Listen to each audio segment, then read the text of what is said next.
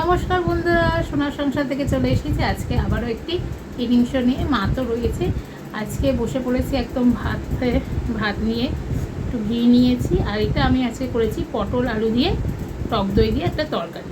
অবশ্যই রেসিপিটা তোমরা দেখতে পারবে, রেসিপিটা দিয়ে দেবো। চলো খাওয়া শুরু করি।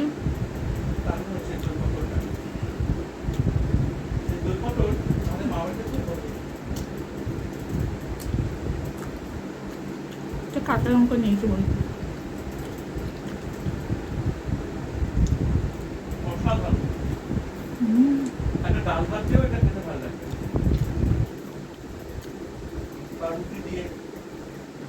এই দই পটলটা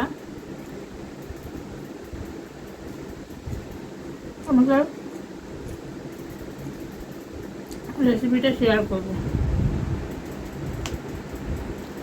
কাঁচা লঙ্কা নিয়েছি, ছেলে হাতে করে খাচ্ছি তো সেরকম জোরে প্রেস করতে পারছি না। লঙ্কাটা, কাঁচা লঙ্কা,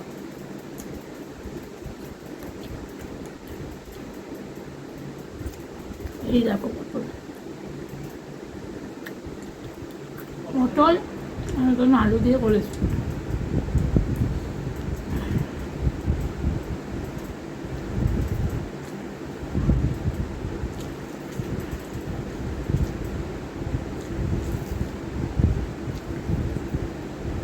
আজকে শাশুড়ি মার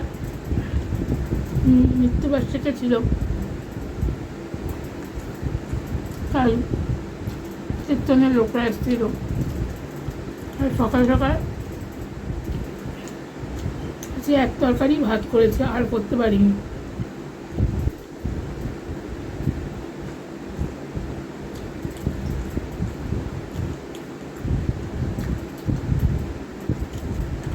এক তরকারি ভাত করেছি, ব্যাস।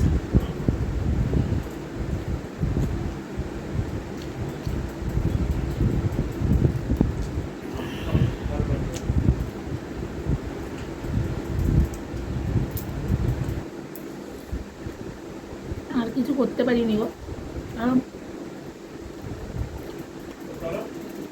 ওনারা তো কীর্তন করতে ঢুকে গেছিল। আমার প্যাসেজটাও ছোটো, আমাদের ঘরে রান্না বান্না করে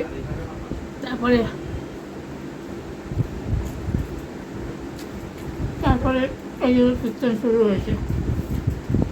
ওনাদের চা কি জানি করেছি কোনো রকম। তুমি একটু বলে দিয়েছো, তোমার দাদা একটু রেসিপিটা বলে দিয়েছে। আমরা প্রথম করলাম, কোনো সময় করিনি, খেয়েছে কিন্তু নিজের হাতে প্রথমবার করলো।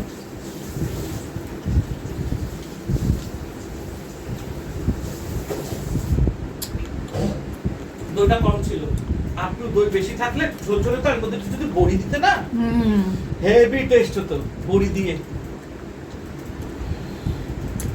আরেকদিন নিয়ে আসবো, এবার থেকে তুমি করবে সপ্তাহে একদিন করে। বাহ, আমার মা আবার প্রতিদিন ছোট ছোট চিংড়ি মাছ দিত, খুব টেস্ট। তখন দই যাবে না, না ওটা দই পটলই করতে, চিংড়ি মাছ দিয়ে। ওটা আমিষ, আদা রসুন বাটা। এটা তো নিরামিষ, অন্ন প্রসাদ, পেঁয়াজ রসুন ছাড়া। পটল চিংড়িও খুব ভালো লাগে, কিন্তু এটা অসাধারণ হয়েছে।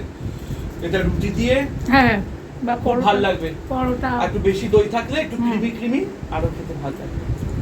অপূর্ব হয়েছে, দুর্দান্ত। আমি প্রথমবারই করলাম। আমাকে তোমার দাদা পটল এনে বলছে আজকে তো কীর্তন আছে, তুমি এই দই পটল ভাত করো। আজকে কীভাবে করে আমাকে একটু বলে দাও। বলে দিল। আর খাবারটার মধ্যে এটা রিচ হবে না, টক দই দিয়ে বানানো তো, শরীরের জন্য ভালো। হালকা মশলা আছে, তারপরে তুমি তো লঙ্কার গুঁড়ো ছাড়াও রান্না করেছো, আরো ভালো লাগছে। অল্প একটু দিয়েছো, আচ্ছা হ্যাঁ। কিন্তু এটা নরমালি তুমি কাঁচা লঙ্কা বাটা দিয়ে করেছো তো আরো ভালো লাগছে।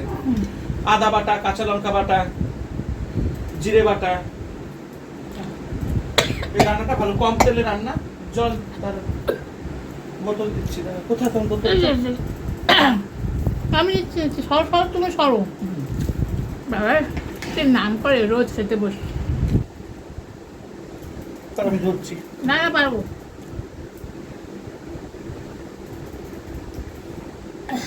আসলে টেবিলে বসে খেয়ে অভ্যাস তো, এখন টেবিলের ওইদিকে। আর সবচেয়ে বড় কথা কি বলতো, আজকের খাবারটা একদম রিচ নেই। হুম।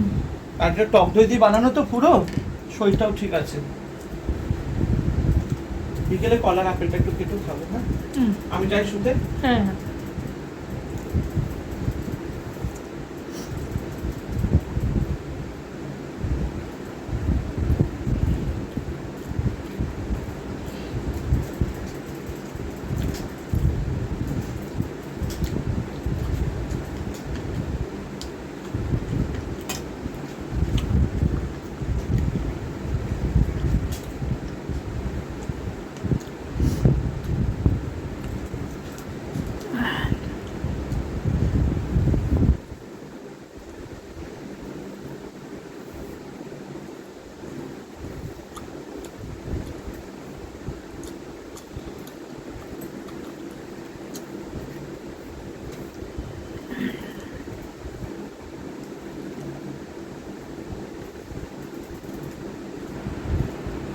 ঘুম পাচ্ছে তো, অনেক সকালে উঠেছি সবাই।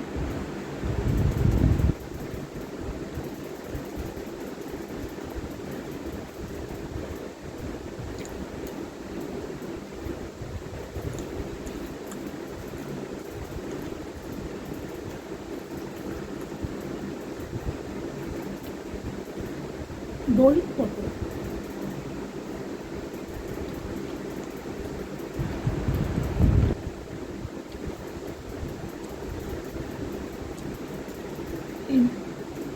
খেলাম না, এখন একদম গা ছেড়ে দিয়েছে, একটু না শুলে আর হবে না।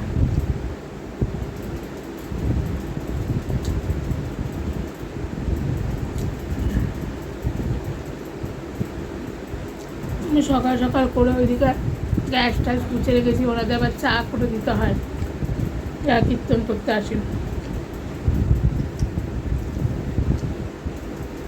খুব সুন্দর কীর্তন করেন, মনটা ভরে গেছে। মাও এসেছে, কীর্তনও হলো।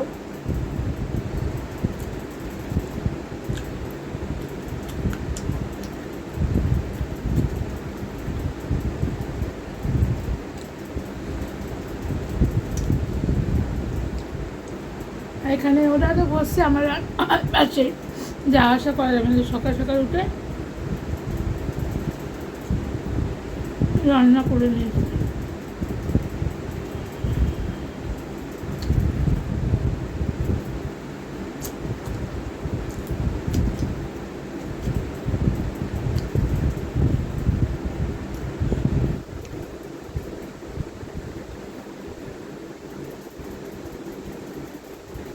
আমার খালি ঘুম পাচ্ছে একটু।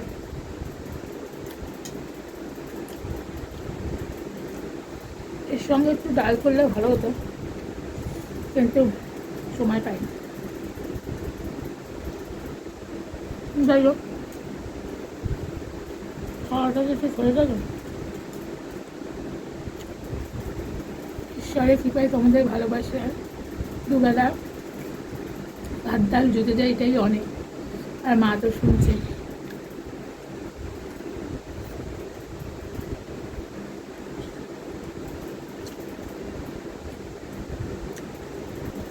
তো চলো বন্ধুরা, চ্যানেলটিকে সাবস্ক্রাইব করে দিও, লাইক কমেন্ট শেয়ার করো, বেল নোটিফিকেশনটি অন করো। চলো টাটা, সবাই ভালো থেকো, সুস্থ থেকো।